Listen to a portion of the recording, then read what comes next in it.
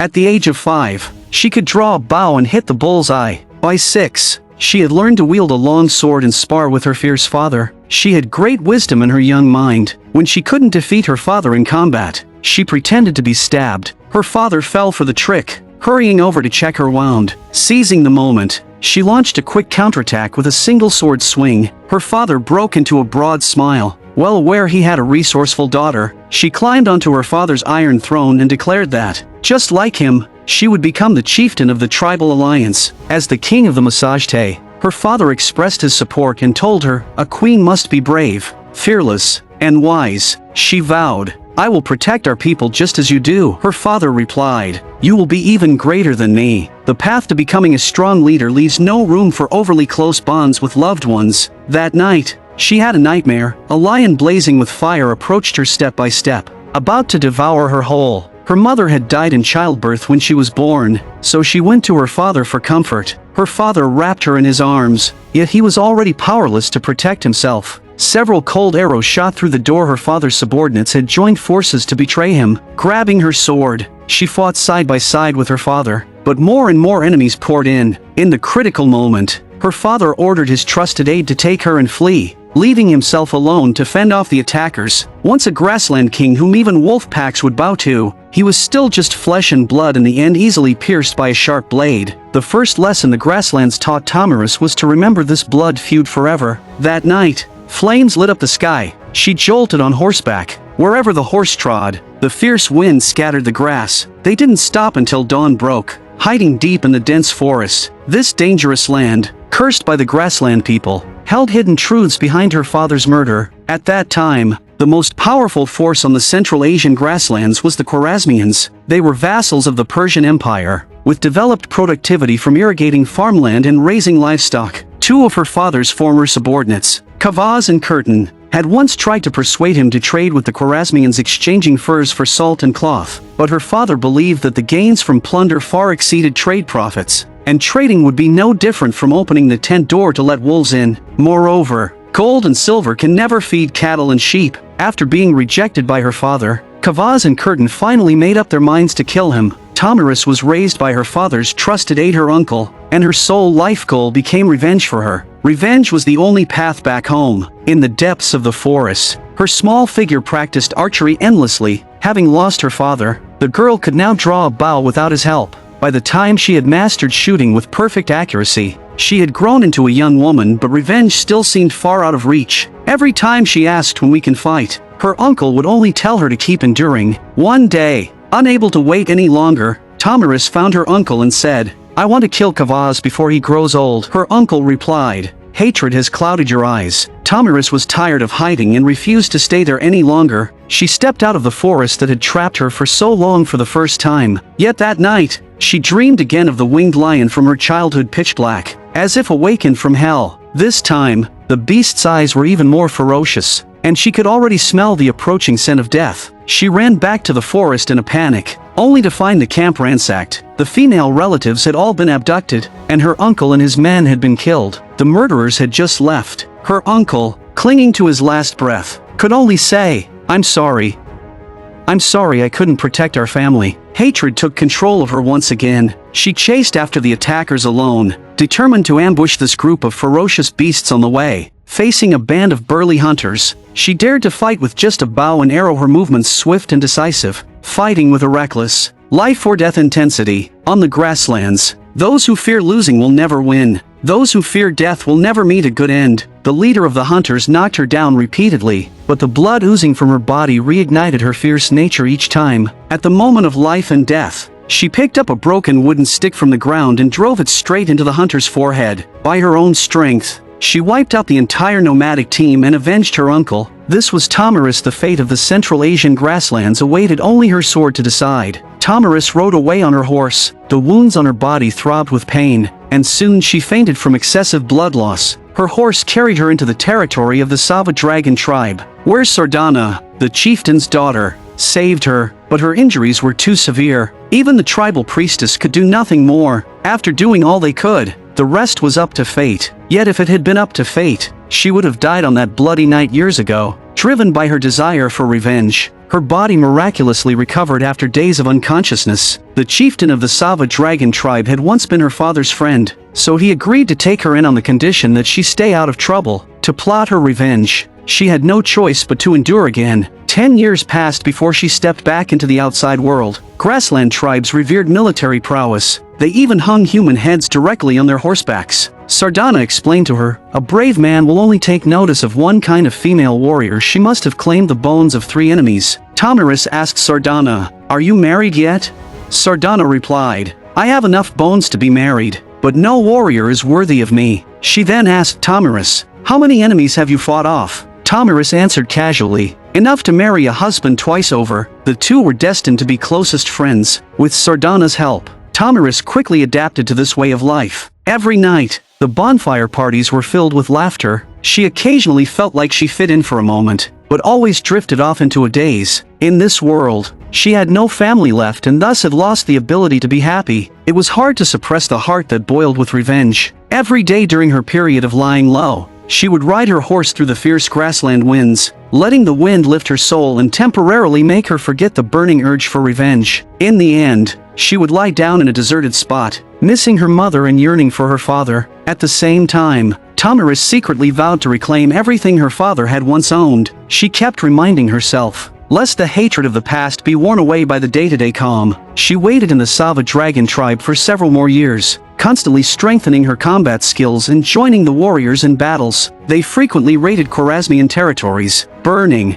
killing, and plundering. Only then did she realize how many children had lost everything in the war, and she was just one of the countless voices crying out in suffering. Wars here never flew the flag of justice. Survival of the fittest was the true reality of the grasslands. Whoever was stronger on horseback, whose cold weapons were sharper, who was more brutal and cruel was the king who ruled the grasslands. One day, the heir to the Sava dragon tribe was born, and chieftains from all tribes came to congratulate. Among them were Kavaz and Curtin, the man who had killed her father, chatting and laughing merrily at the feast. Her eyes, sharp as poisoned bamboo arrows, seemed to pierce every crevice of her enemy's bones. Tomyris' heart screamed at her, "Kill them, avenge your father," but her reason told her, "It's not time yet. Haste leads to failure. All you can do now is wait for the right moment." To be able to hold back when her enemies were right in front of her, Tomyris' heart had grown strong enough. She participated in the martial arts competitions that day as usual. The winner of the wrestling match was Argun, the son of the great black tribe's chieftain, a favored child of heaven, the focus of everyone's attention. She began to calculate, have I claimed enough heads to serve as a bride price? She also shone in the horseback archery event. Even when shooting backwards, she could still hit the bullseye. The cheers she received were no less than Argun's. As soon as the competition ended, Argun came to strike up a conversation with her. The love and hatred of grassland people only needed one look to cut through each other's bones and blood, and hear the voice deep in their souls. Opportunities in life always come in clusters. Besides gaining a man's interest, she also got a chance for revenge. Meanwhile, the chieftains were negotiating. The Sava dragon tribe had long harassed the Khwarezmians, and Kavaz and Curtin, acting as third-party mediators, wanted to broker a trade alliance between the two sides, but the Sava dragon tribe was accustomed to plunder. Moreover, after Kavaz's betrayal, he had successfully established trade with the Khwarezmians but had forced the herdsmen to work like oxen and horses, even becoming slaves to the Khwarezmians. Their lives had improved a little, but they had lost their freedom. Thus, the Sava dragon chieftain, just like Tomyris' father, rejected the trade proposal. He even drove Kavaz and the Khwarezmian envoy out of the meeting on the spot. The negotiations failed, and a full-scale war was imminent. That night, the Sava dragon chieftain and the great black tribe chieftain began plotting and brought up the fact that Argun likes Tomyris. They proposed, if the great black tribe is willing to send troops with the Sava dragon tribe to kill Kavaz, then Tomyris can become the new chieftain. Later, if she marries Argun, it will be double joy for the great black tribe. With 3 forces attacking together, the Khwarezmians would have a greater chance of being defeated. The two chieftains reached an immediate agreement. Thus, Tomyris led the troops to war, becoming the chief commander of the two tribes. Before avenging her great hatred, she still maintained her sanity, remembering that her targets were Kavaz and Curtin, not her own Massagetae people. So before the two armies clashed, she stepped forward alone, demanding a one-on-one duel with her 2 father killers. She shouted, "I don't want our brothers and sisters to shed blood."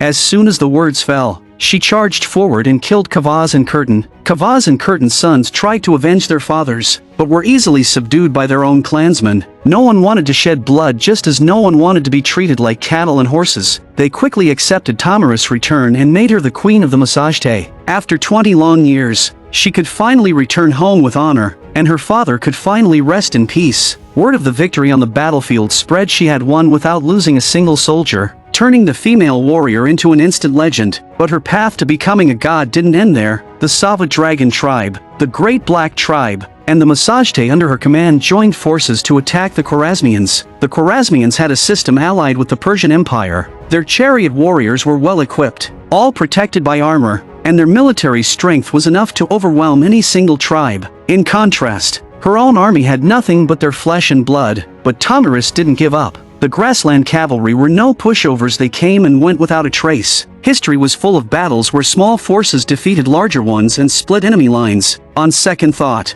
the most powerful chariots were just targets for skilled riders, and heavy iron armor would only slow down their cavalry, while the military strength gap was huge. On the battlefield, human will could still prevail over fate. Tomyris used herself as bait first. A small unit attacked the Khwarezmians. Then she feigned weakness and retreated. The Khwarezmians took the bait and chased relentlessly. After luring the enemy deep into their territory, Tomyris had her troops lie in ambush on both sides. Arrows rained down, burying the enemy there. This weakened the Khwarezmians' first line of defense. When the enemy's main force arrived, Tomyris' cavalry launched a full ambush from both sides. The troops that had feigned retreat earlier turned back and attacked again. The two forces merged into one, launching another frontal assault on the Khwarezmians. Once the battle officially began, the field was a chaotic mass. Everyone fought with bloodshot eyes. Tomyris was unstoppable, having become a killing machine forged by the grasslands. But Argun was different. Even in the chaos of clashing weapons and surging armies, his madness for love couldn't be contained. He took the chance to fight his way to Tomyris' side, seeking a moment of sweet words amid the mountain of corpses and sea of blood. Tomyris won another great victory, and the celebration feast became their wedding. The two tribes would merge into one. Tomyris knew her foundation was still unstable, so she proposed that they rule together, with Argun succeeding as chieftain. Argun knew she was making a concession. A man who understood her strength would truly love her, and a man who truly loved her would never bury her abilities. Argun stepped forward and declared, "From now on, you are my people, my glory, my flesh and blood." He turned to Tomyris and said, "Now they are all yours." From that moment on, the two were inseparable, and Queen Tomyris was born. After their marriage, she gave birth to a son for Argun. With a husband like Argun, being a wife and mother no longer conflicted with being a queen. Her son, like her, grew up on horseback. She raised him the same way her father had raised her, passing on all she had learned to the next generation. But peaceful days never last long. The grasslands soon fell into chaos again. First, waves of refugees poured in, begging for shelter. When asked why, they revealed that Cyrus the Great, founder of the Persian Empire, had begun his campaign to unify the Middle East. Wherever his iron hooves trod, only corpses lay in their wake. Cyrus was determined to be the king of kings, while Tomyris and Argun kept taking in refugees. She sensed that a battle with Cyrus the Great was inevitable. That night, she dreamed again of being helpless. The winged lion had never truly died. It was smoldering with flames. It still came to take away Tomyris' loved ones. The next day, envoys from Cyrus the Great arrived, wanting to form an alliance with Argun and Tomyris, and invited Argun to Babylon for detailed talks. Tomyris warned her husband, "Cyrus has already conquered Babylon. He has no reason to care about our small tribe." But Argun thought the invitation was a sign of respect. Tomyris urged him not to be deceived by sweet words. Argun argued, "You only care about the present, but I think about the path ahead." He decided to go to Babylon to talk to Cyrus and take their son with him. Her husband was determined to go. Tomyris had a bad feeling, but without evidence, she couldn't stop him. Before their departure, she repeatedly warned him to be careful of the Persians, saying, "This is the first time we've been apart for so long. I will miss you every moment." Argun comforted her, "I will definitely come back safely." These were the last words her husband ever said to her. When Argun and their son arrived in Babylon, Cyrus offered him wealth and glory on the condition that the grassland people submit to the Persian Empire. Argun refused on the spot. He was honest by nature, so he thought that even if war broke out, Cyrus would fight him fairly. Thus, he attended Cyrus's feast without any caution. That night, father and son got drunk, letting their guards down. Suddenly, A group of soldiers burst in and started killing without a word. The wine and food had weakened Argun's man. In moments, everyone was killed in Babylon. Father and son looked at each other from a distance, their eyes filled only with regret for failing to protect each other. Cyrus the Great believed that by killing Argun and then marrying Tomyris, he could easily take control of the most powerful tribe on the grasslands. But how could a queen who had lost her husband and son let this go unpunished?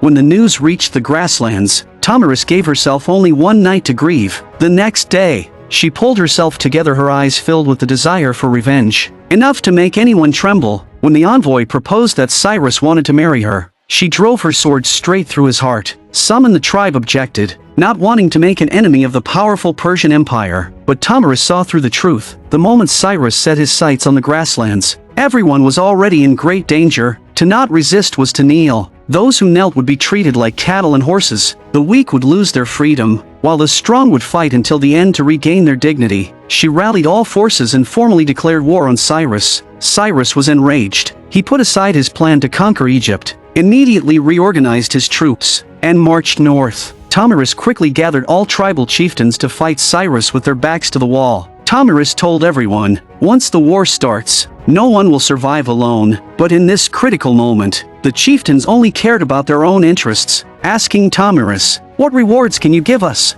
Tomyris snapped them back to reality. "This is not just my revenge. If I fall today, your fate tomorrow will be no better." The chieftains agreed to join the battle, and Tomyris became the chief commander again. She ordered craftsmen from all tribes to forge iron weapons and armor day and night. She evacuated the people and livestock, filled all wells with sand, and sent countless small teams to launch night raids on the Persians, robbing them of sleep, delaying their march, and buying more time for her tribe to prepare. Even so, the army she could gather was still only half the size of Cyrus's. Her opponent had been fighting wars for over 40 years. He had unified the Persian tribes at a young age, overthrown the Median Empire, conquered Lydia in less than 3 years, opened up access to the Aegean Sea, and even entered Babylon without shedding a drop of blood, using a gentle policy to break resistance. Unlike the Khwarezmians, Cyrus had a proven track record of victories. Tomyris knew a head-on fight had little chance of success. She had to outsmart him. Cyrus didn't take her lightly. He had studied Tomyris' previous battles carefully, most of which were classic nomadic tactics, stretching enemy lines to create gaps. So he ordered his soldiers to cross the river quickly. No matter how many casualties they suffered, they must not delay the attack. Tomyris,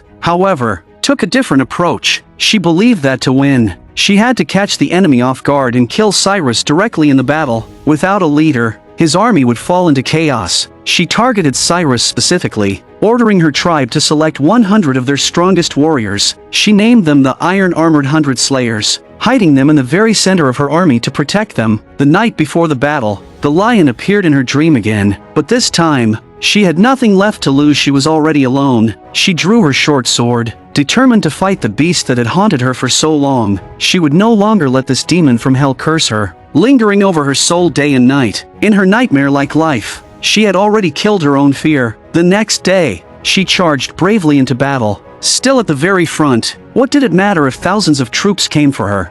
With a bow and sword in hand, she had nothing to fear. Her cavalry attacked the Persian army from both flanks, trying to split the enemy's lines first, exposing their weak spot. Then she resorted to trickery again, feigning retreat. But the Persian army didn't chase relentlessly and break their lines as she expected. Cyrus saw through her plan and waited to see what she would do next. Tomyris' flanking cavalry turned to form a scorpion shape, attacking the enemy's vital parts. The Persian army was thrown into chaos. The Iron-Armored Hundred Slayers, like a sharp blade, charged forward at that moment, pushing deep into the enemy lines to take Cyrus's head. Cyrus also saw that Tomyris' target was him and quickly sent his immortal guard to counterattack. But the Iron-Armored Hundred Slayers were the best of the best. They charged forward relentlessly, inching closer and closer to Cyrus's tent. Sardana, Tomyris' dearest friend, sacrificed herself in this battle. As soon as she fell, someone picked up her weapon and continued fighting. The grassland people couldn't afford to lose this battle. If they took one step back, their homes behind them would be trampled, their children and grandchildren would become slaves, and they would never enjoy the freedom of the vast world again. At this point, Cyrus's subordinates told him the enemy was advancing fiercely and suggested he retreat temporarily to a safe place to command the battle. But the confident Cyrus replied, "I never run from enemies, and I am not afraid of death." There were many reasons for his defeat. Maybe it was because he still led the army personally at over 70 years old. Maybe it was because he underestimated Tomyris and ignored grassland tactics. Or maybe he just met a fated enemy, the overlord who had fought all his life. The rightful king of kings of Babylon ended his life in such a hasty way. His head was cut off, thrown into a leather bag filled with human blood, and sent to Tomyris. She had won the final victory. If Cyrus rewrote the boundaries of the era, Tomyris reshaped the boundaries of the soul. Her legend lives not only on historical monuments but also in every crack where she broke the chains of fate. Echoing for eternity, she became the queen ruling the Central Asian grasslands, a dream she had held since childhood, but the price she paid to take this step had long carved her soul with countless scars. The tears that had dried up,